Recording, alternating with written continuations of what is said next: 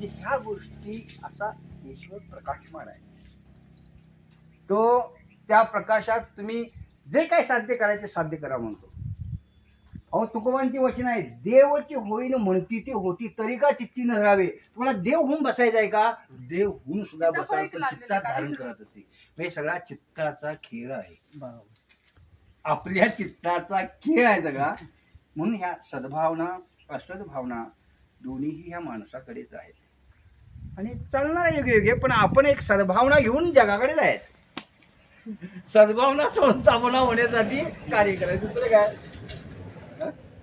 बरोबर आहे काय? सद्भावना वाढीस लागावी हाच हेतू असतो ना आपला. असद भावना नष्ट व्हावी. ज्ञानदेवांचं मागणं काय आहे? पसायदान हे वैश्विक मागणं आहे, वैश्विक देव आहे. देव काय हा महाराष्ट्राचा नाही, भारताचा नाही, तो त्यांचा देव वैश्विक, संतांचा देव वैश्विकच आहे. आता विश्वात्मके देवे, त्यांच्याकडे प्रार्थना करायला जे खळ आहे. वाकड्या मार्गाने जाणारे लोक आहेत आणि त्यांचा वाकडेपणा नष्ट हो, जे खळांची व्यंकटी सांडो. आणि मग वाकडेपणा नष्ट झाल्यानंतर त्यांना उद्योग नको काय पुढे काय करायला. तर त्या सत्कर्मी रत्ती वाढो, त्यांनी सत्कर्मामध्ये आपलं प्रेम जास्त होतलं पाहिजे. दुष्टपणा संपला, आता मोकळा झाला, पुढे काय? सत्कर्मी रत्ती वाढो. आणि अशा प्रकारे भूता परस्परे जळो मैत्र जीवांचे. संपूर्ण अखिल या सृष्टीमध्ये प्राणी मात्रांची मैत्री जळो, एकमेकाला पूरक वर्तन होवो, जेणेकरून या जगात दुःखी कोणीही असणार नाही. किती सुंदर प्रार्थना आहे. जगात दुःख नाही आहे हे निर्माण केलेलं आहे अज्ञानातून जीवाने. आणि तो स्वार्थ ज्यावेळी निस्वार्थ होतो त्यावेळी स्वच्छ ईश्वराचं प्रातिभ दर्शन होतं. जगत ईश्वरानं भरलेलं आहे, त्यामुळे फसवायचा प्रश्नच येत नाही कुठं.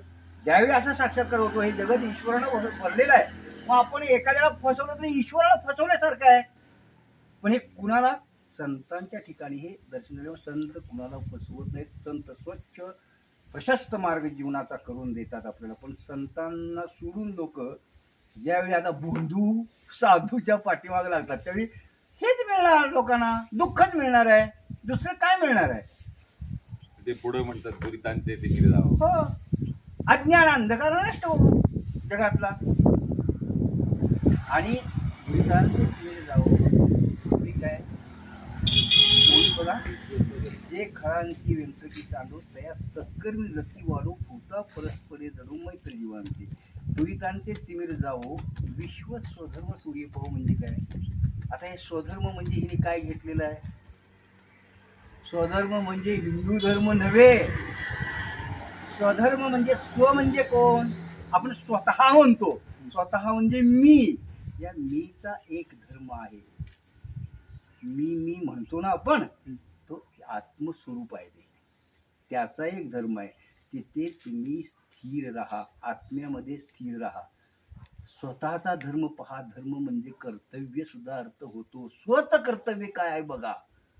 कशासाठी तुमचा जन्म आहे, काय तुम्हाला संस्थापना करायची आहे इथे. आणि कर्मभूमी आहे सगळी. तुकोबारांनी स्पष्ट सांगितलेलं आहे, कर्मभूमी ऐसा ठाव. हे ठिकाण कर्मभूमीचं आहे. व्यवसाय जाणावा. आता काय करायचं हे तुम्ही ठरवा. मुक्त आहे तुम्हाला, पण काय करायचं ते जाणा. व्यवसाय काय करायचा इथे? उत्तम व्यवहार करा, उत्तम व्यवसाय करा. संपत्ती तरी पाहिजे जगामध्ये, पण जोडून या धन उत्तम व्यवहारे आणि विवेकपूर्वक खर्च करा. आनंदच असणार आहे. हे सगळं प्रॅक्टिकल व्यवहारातलं नॉलेज आहे. हो, असं जर असेल तर जगात दुःख आहेच कुठे? जग ही आनंदाची भूमिका होऊन जाईल. पण आज जगामध्ये सगळं युद्ध आणि संघर्ष झालेला आहे. टोळी युद्ध निर्माण झाले धर्मामध्ये सुद्धा. हे धर्म नव्हेत, संतांनी सांगितलेला खरा धर्म. आणि खरा ईश्वर हाच धर्म आहे. धर्माची तू मूर्ती पाप पुण्य तुझ्या हाती. फक्त तुकारामच म्हणतात त्याच्या हातातच सर्व.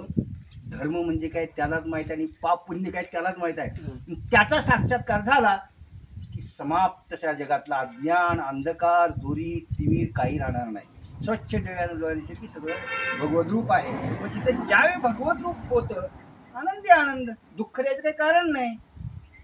ही भूमिका संतांनी सांगितली आणि याच्यासाठी परमार्थ आहे. स्वच्छ बघा इथलं तुम्हाला हे पण आलं, किती सुंदर पीस सापडलं याच्यामध्ये. कुठला पक्षी आहे माहित नाही. आणि ही छान. 2 सीताफळ. आता ही दोन्ही पिकण्यात इकडे महाराजांना आठवण. तुमच्याकडे सीताफळ पिकणार. हे पिवळं आहे, पिकू शकतो. हे पण पिकणार. नाही पिकणार, डोळे- दोन्ही डोळे पिकणार. फुटले नाही ना. डोळे फुटलेत ना. छान छान. येऊ आम्ही. हो आता आम्हाला पण हे जायचं. हा. ते म्हणाले आता देवीचं दर्शन घ्या म्हटले. आता त्यांनी व्यवस्थित हो. हार वगैरे घालून नाही, हार नाही आणला आपण. हा पण पण पूजा वगैरे केली व्यवस्थित. थँक्यू. घडवून आणू शकतो.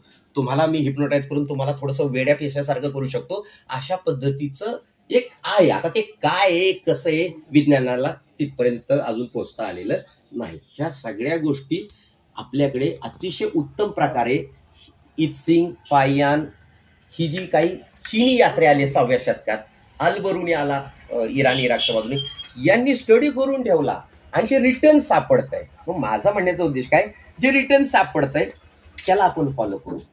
अजून एक मला बुद्ध आवडायचं कारण अशासाठी, आता तुम्ही आले आणि माझ्या गावात आले की आणि एक कातकऱ्याचा माणूस पण आलाय.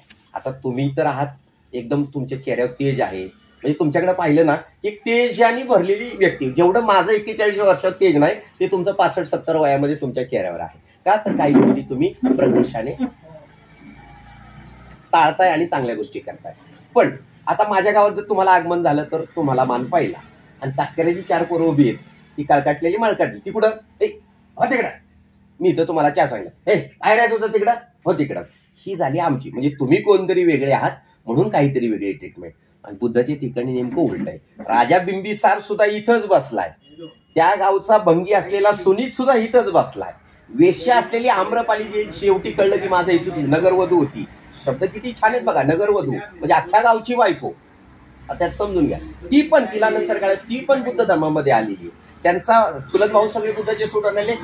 त्यांनी सांगितलंय सोनानं घेऊन जा, आनंद बिनंद बाकीचे सगळे.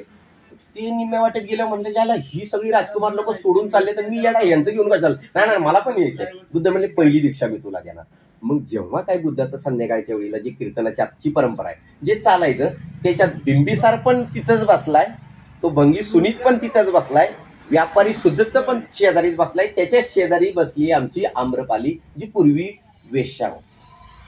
म्हणजे बुद्धाच्या दृष्टीने सगळी माणसं ज्याला तुमचा अंगुलीमाल टाकू सुद्धा शेजारी हे सगळ्यांना म्हणजे अंगुलीमालाला मारलं नाही, त्याचं परिवर्तन केलं. कृष्णाने कंसाला ठार मारलं, रामाने रावणाला ठार मारलं. परिवर्तन नाही याच्यामध्ये.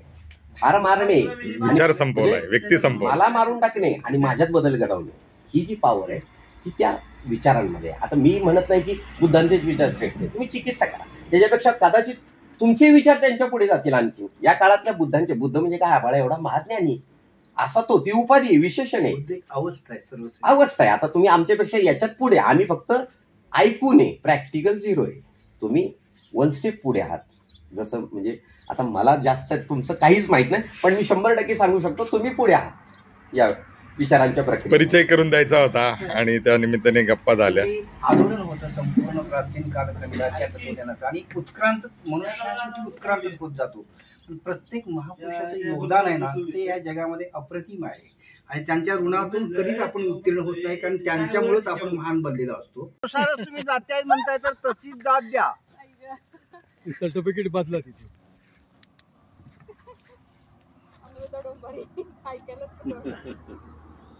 होय, अहो ह्यानीच हे निर्माण सगळ्यांना बिंबवलंय डोक्यात सगळ्यांच्या. नाही तर त्या डेक्कनवर बघा ना, नाव्यांची दुकानं आहेत ना ब्राह्मणांची आहेत. म्हणून म्हटलं सगळे जे लोक कोल्हापूरला जावा तुम्ही. कसं काय झाड घरी मी ठेवलंय सिस्टम. आपल्या इथं झाड ऊन येत नाही. ऊन नाही का? ऊन येतं ते पण कसं तरी मिळते असं आहे. तुम्ही राहायला कुठं? पुणे वारजी पुणे वारजी. ह्या गोल त्याला बरोबर बायपास हायवेला. आज दिनांक रविवार 12 ऑक्टोबर 2025 रोजी पांगारे येथील हरेश्वर बर्ड व्हॅली क्षेत्रामध्ये